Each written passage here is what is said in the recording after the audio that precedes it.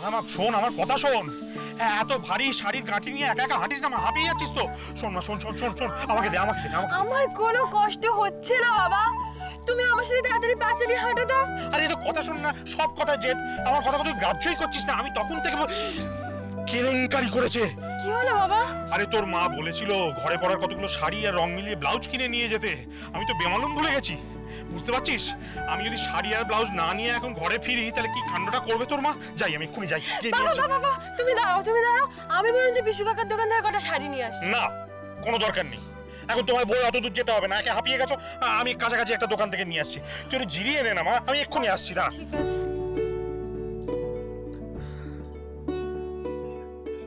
সেই কতক্ষণ হয়ে গেল জিলিপি খেয়েছি, খিদেতে পেটটা চুই চুই করছে। কখন যে বাড়িতে গিয়ে খাবো, আম খাবো।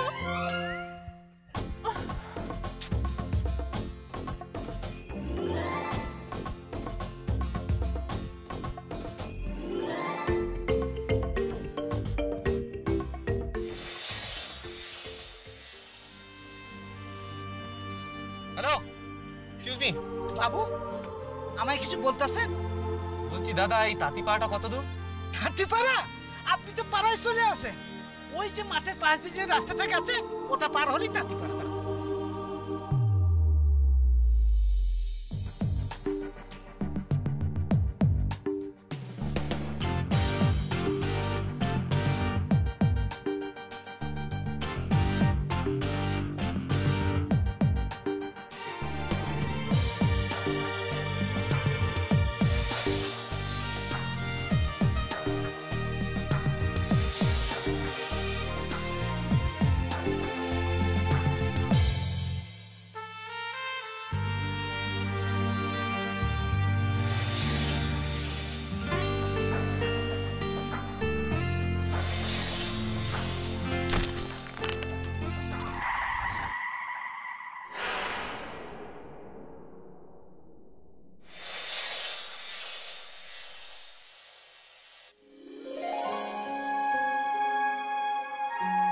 Hey, you stupid girl! What is this? What is this?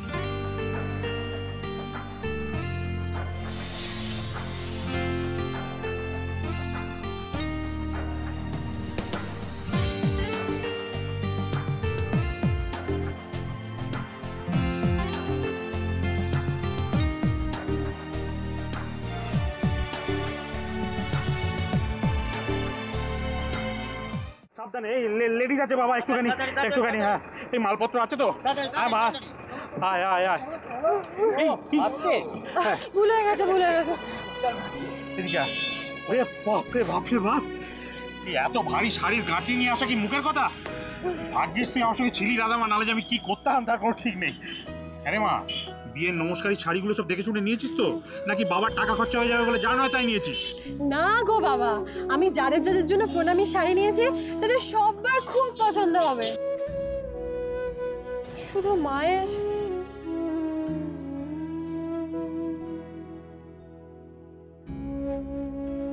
তোর মায়েরও পছন্দ হবে। তুই যে সবচেয়ে দামি শাড়িটা তোর মায়ের জন্য নিয়েছিস তা কি আমি জানি না? যাকে শাড়ির গাঁঠিটা আমাকে দে তো, দোকানের শাড়িগুলো আলাদা করতে হবে তো। তুই মায়ের শাড়িগুলো নিয়ে বাড়ি যা, বুঝলি? ঠিক আছে বাবা। আচ্ছা, আর শোনো। হ্যাঁ বাবা বলো। তুমি যেন এতটা বড় হেঁটে হেঁটে বাড়ি যেও না, হ্যাঁ রিক্সা করে যাবে, কেমন? ঠিক আছে বাবা। আচ্ছা ঠিক আছে, আয় মা আয়।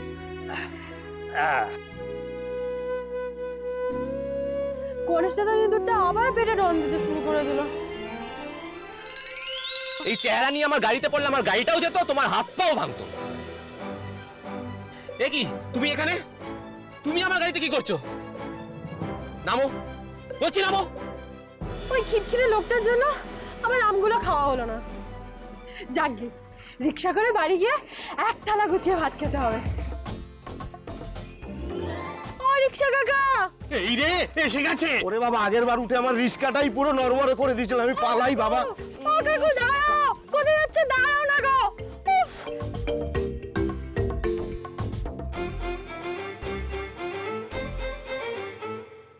চলে গেল, এবার আমি কি করে যাব? যাবো না গো, হাওয়া নেই। এখনই তোমার হাওয়া নেই, এবার আমি কি করে যাবো বলো তো? ভালো লাগে না, তুমি চলো তো কাকু। আমার চেন পড়ে গেছে, কি করে নিয়ে যাই বলো তো? দূর বাবা, অমনি তোমার চেন পড়ে গেল, এবার আমি কি করে বাড়ি ফিরবো? আমার আর ভালো লাগছে না।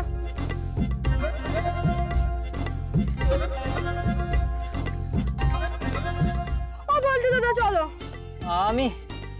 আমি তোমায় নিয়ে যেতে পারবো না গো দাদি, আমার রিস্কে হাওয়া বেরিয়ে যাবে।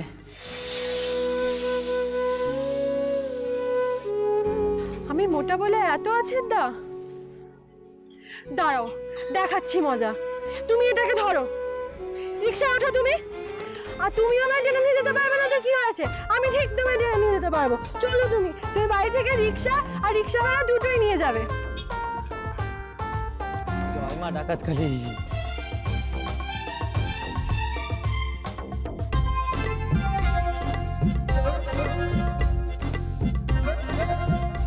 ভাই, হাতিকে কোনোদিন রিক্সা চালাতে দেখেছিস? দেখেছি সার্কাসে। দেখ পিছন পিছনে সার্কাসটা দেখ। বল্টুর মুখটা ছিল পুরো আমসি হয়ে গেছে। দেখ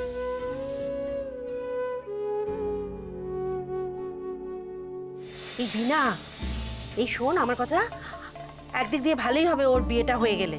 বাপরে বাপ, ওই মেয়ে দিন দিন বসে বসে যা খোরাকি খাচ্ছে আর যা মুটোচ্ছে, ও যাক পরের ঘরে যাক, যত পারে অন্ন ধ্বংস করুক। শোন আমার কথা শোন, শুনতে পাচ্ছিস? তুই কিন্তু এখন থেকে তোর বাবার সাথে সাথে লেগে থাক। জানিস তো তোর বাবা তোর এই শাড়ির দোকানের ব্যাপারে রাধার ওপরে খুব ভরসা করে, কিন্তু আমার তো খুব ভয় করে। বাপরে বাপ, বিয়ের পর ওর বরটাকেও না শাড়ির দোকানে ঢুকিয়ে দেয়। বিয়েটা আগে ঠিকুক তো, আমার খুব সন্দেহ আছে। ওর যা খাওয়া, ওর ওই খাওয়া দেখে ওর বড় ওকে পরের দিনই নাই বাড়িতে বসিয়ে দিয়েছে। মা, এই এলেন আমার মেয়ে, তাঁতি পাড়া মাথায় নিয়ে। এই আমার জন্য শাড়ি এনেছিস? এই আমার জন্য কি এনেছিস? তোদের জন্য, মায়ের জন্য, আমি সবার জন্য শাড়ি এনেছি। দাঁড়া দেখাচ্ছি। এই নে, এটা তোর। আমার আমার এই তো এটা তোর। মা, এটা তোমার।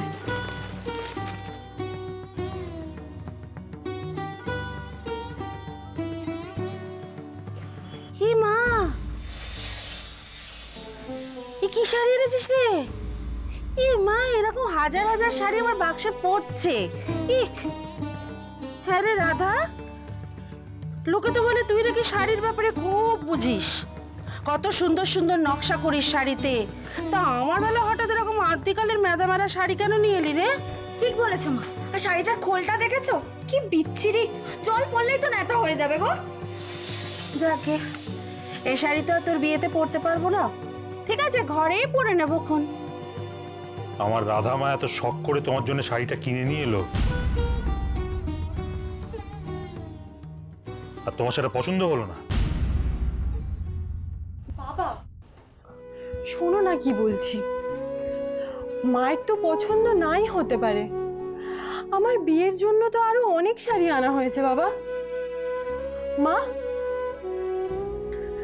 তুমি বরং ওইখান থেকে তোমার পছন্দ মতো একটা শাড়ি বেছে নিও। না না ঠিক আছে, মার কোন শাড়ি পছন্দ হবে সেটা আমি ভালো জানি, আমি বেছে দেবো। দুলালদা, আরে অঘোর, এসো এসো এসো। কি ব্যাপার হলো তো? হ্যাঁ, কেন? রিক্সা স্ট্যান্ডে দেখলাম রাধা মায়ের হবু শ্বশুর বাড়ির লোকজন সব এ বাড়ির দিকে আসছে।